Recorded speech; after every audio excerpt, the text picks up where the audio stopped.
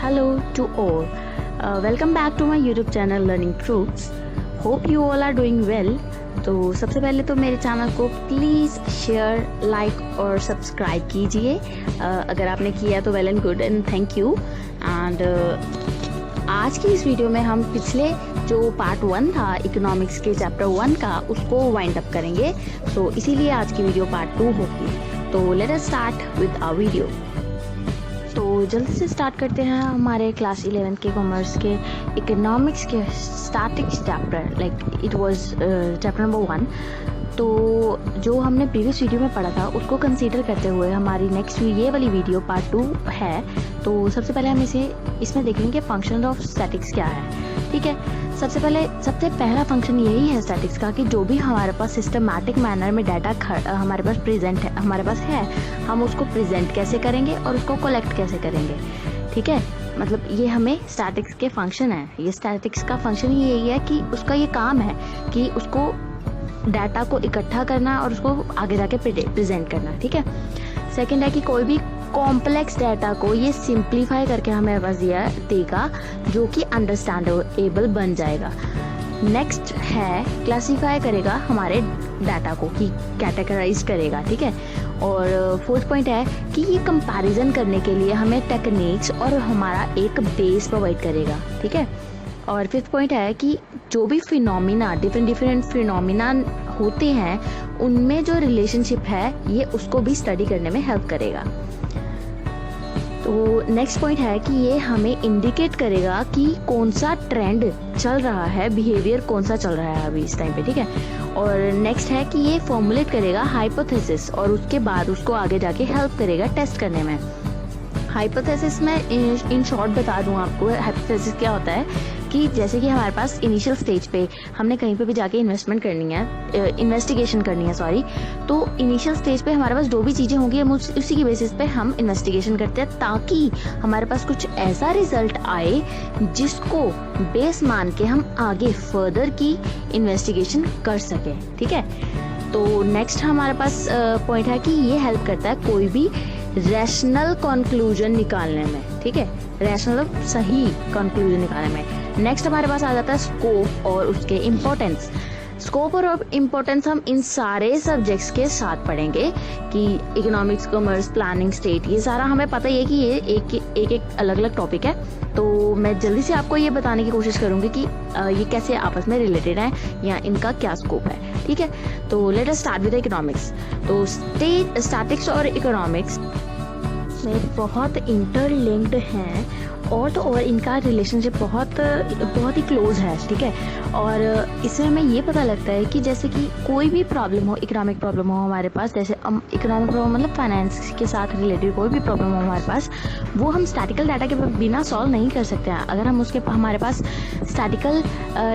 Statics की एक अच्छे से प्रॉपर मेथड्स और हमारे पास डाटा कलेक्टेड है या कोई भी हमारे पास इसकी टेक्निक है जिसको हम अच्छे से इम्प्लाई कर सकते हैं, तो फिर उसका जो रिजल्ट होगा इकोनॉमी पे हम वो अच्छा देखेंगे, पॉजिटिव देखेंगे। ठीक है, तो इसको डिटेल में समझाने के लिए मैं यही कहूँगी कि जो स्टैटिकल डाटा और मेथड है वो बहुत ज़्यादा हेल्पफुल करेंगे इकोनॉमिक प्रॉब्लम से लड़ने में, उनको समझने में और उसके बाद उनके लिए इकोनॉमी के लिए पॉलिसीज बनाने में।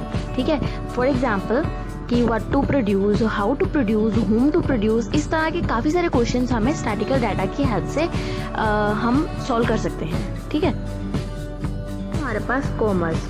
ठीक है, तो कॉमर्स के लिए मैं ये कहना सही समझूंगी कि जो स्टैटिकल मेथड है वो बहुत ज़्यादा यूज़ किया जाता है कोई भी सोल्यूशन निकालने के लिए जो बिजनेस और कॉमर्स से रिलेटेड होगा।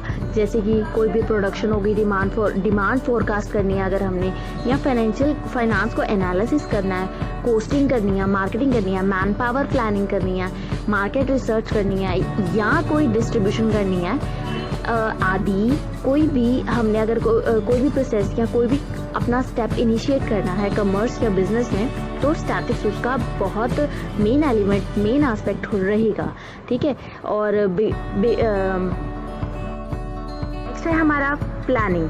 तो प्लानिंग एक ऐसा प्रोसीजर है जो हम यूज़ करेंगे तो हमारे लिए बहुत ज़्यादा बेनिफिट होगा। जैसे कि हम अगर सुबह ही उठ के अपने सारे डे का प्लान कर लेंगे, हमने क्या करना क्या नहीं करना, तो हमारे लिए थोड़ा नहीं बहुत ज़्यादा ईजी हो जाएगा पूरे डे को कंट्रोल करना, ठीक है ना। इसीलिए प्लानिंग आज के दिन में, आज के ज़माने में बहुत इंपॉर्टेंट पार्ट है।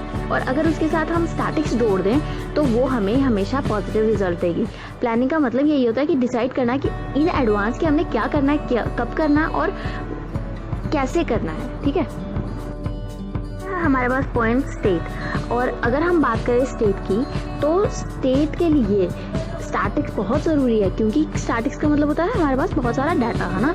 तो डाटा, किसी भी डाटा के बिना स्टेट को रेगुलेट करना, उसकी पॉलिसीज़ बनाना इम्पॉसिबल है। अगर हमारे पास कोई डाटा ही नहीं होगा, अगर एक स्टेट को पता ही नहीं होगा कि उसकी पॉपुलेशन कितनी है, तो फिर वो अपने स्टेट को वो सारी फैसिलिटीज़ नहीं प्रोवाइड कर पाएगी। तो इसीलिए ये तो एक पॉलिसी के बारे में बताया ना। तो ऐसे बहुत सारी, जैसे कोई भी मिलिट्री या हमारी फाइनेंशियल पॉलिसीज़ बनानी है, किसी भी तरह की पॉलिसीज़ बनाने के लिए हमें स्टैटिकल डाटा बहुत इंपॉर्टेंट है, बहुत इंपॉर्टेंट एस्पेक्ट है हमारी स्टेट के लिए, ठीक है। नेक्स्ट अगर हम बात करें physical science and natural science के बारे में, जो कि ये वाला पॉइंट है, तो ये बताता है कि स्टैटिक्स है वो फिजिकल साइंस और नेचुरल साइंस के लिए भी बहुत ज़रूरी है। जैसे कि फिजिकल साइंस के लिए देखें तो जियोलॉजी में, या हम अगर नेचुरल साइंस में देखें तो बायोलॉजी में, एस्ट्रोनॉमी में, मेडिसिन में, जूलॉजी में, मेट्रोलॉजी में, ये सारी स्टडीज़ में स्टैटिकल डाटा ने बहुत इंपॉर्टेंट रोल प्ले किया अपना। जैसे कि स्टैटिकल डाटा या मेथड्स हैं जो भी उसके, वो यूज़ किए जा सकते हैं कोई भी कोई भी डिफरेंट लॉज एस्टैब्लिश करने के लिए। तो नेक्स्ट हमारे पास आ जाता है रिसर्च। तो रिसर्च के लिए भी बहुत ज़रूरी है स्टैटिकल डाटा होना, क्योंकि कोई भी रिसर्च किसी भी डाटा के बिना इनकम्प्लीट है, ठीक है। और नेक्स्ट अगर हम बात करें इंडस्ट्रियल मैनेजमेंट की, इंडस्ट्रियल मैनेजमेंट के लिए भी स्टैटिक्स है वो बहुत ज़रूरी है। स्टैटिकल क्वालिटी कंट्रोल है ना, SQC, वो स्टैटिक्स की ही एक ब्रांच है, डील करती है क्वालिटी कंट्रोल में। मैन्युफैक्चरिंग मतलब अगर हमने गुड्स मैन्युफैक्चर करनी है ना, तो उसके क्वालिटी कंट्रोल में डील करने में हेल्प करती है, ठीक है। तो इसी वजह इससे हम ये देख सकते हैं कि इंडस्ट्रियल मैनेज करने के लिए भी स्टैटिक्स बहुत ज़रूरी है, ठीक है। फॉर नाउ नेक्स्ट है हमारे पास बैंकिंग एंड इंश्योरेंस। ओब्वियसली सारे यहाँ पे तो डाटा ही चलते हैं, कंपैरिजन हो गया पिछले ईयर का, इस साल से, इस तरह से कंपैरिजन, या कोई हमने अगर रेट फिक्स करना है, हम थ्योरी मेथड लगा के, मतलब हम डाटा इकट्ठा करके हम देख सकते हैं पिछले साल क्या रिस्पॉन्स था, इस साल क्या रिस्पॉन्स है, तो उसी के हिसाब से हम पॉलिसीज़ बना सकते हैं। जैसे कोई इंटरेस्ट रेट फिक्स कर दिया हमने, या कोई हमने एडवांस करने हैं लोन्स का, मतलब लोन्स प्रोवाइड करने हैं लोगों को या नहीं करने, वो डिसीजन लेना, या कोई भी रिकवरी अगर हमने लेनी है उसको इम्पोर्टेंटली लेनी है या नहीं लेनी है, जिस तरह से भी है। बैंकिंग और इंश्योरेंस में भी बहुत हेल्पफुल है हमारी स्टैटिक्स। और अदर फील्ड्स जैसे कि chemistry, botany, engineering, sociology, psychology, history, computers, education, ये सारी बहुत सारी ऐसी फील्ड्स हैं जहाँ पे स्टैटिक्स एक इम्पोर्टेंट एंड क्रूशल एस्पेक्ट है। तो that was the scope of statics. तो let us start with the limitation of statics. Limitation में सबसे पहले ये बताते हैं कि ये जो स्टैटिक्स है, static law are true on average, मतलब ये एवरेज पे ही डिपेंड करता है। और एवरेज निकलेगी कैसे? बहुत सारे एग्रीगेट नंबर्स या ग्रुप ऑफ नंबर होगा हमारे पास, तभी हम एवरेज निकाल पाएंगे ना। तो इसीलिए उन्होंने कहा कि यहाँ पे बहुत सारे नंबर होने ज़रूरी है। ये एक लिमिटेशन हो गई उसकी स्टैटिक्स की।